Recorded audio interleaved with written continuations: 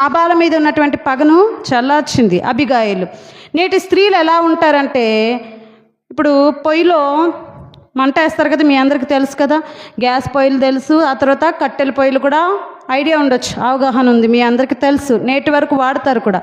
ఇప్పుడు కట్టెల పొయ్యిలో కిరోసిన్ పోస్తాం, తర్వాత నిప్పులు వేస్తాం, తర్వాత కట్టెలు పెడతాం.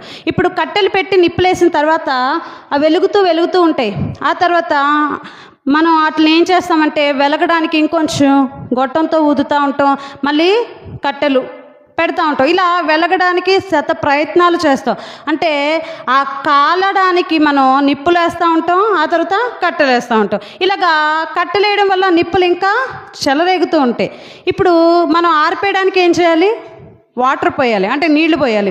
మనం ఏం చేస్తాం? ఆరిపోకుండా నిప్పులు అంటే కట్టెలు వేస్తూ ఉంటాం.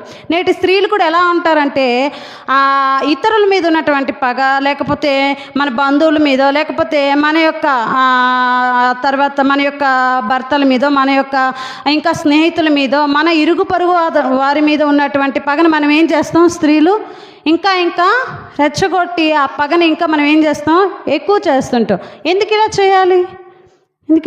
మనం నేటి స్త్రీలు అంటే అబిగాయిలు వలె జీవించడం నేర్చుకోవాలి మనం. అంటే అబిగాయిలు పగను చల్లార్చింది, అక్కడికక్కడ ఏం చేసింది? సమాధానపరిచింది.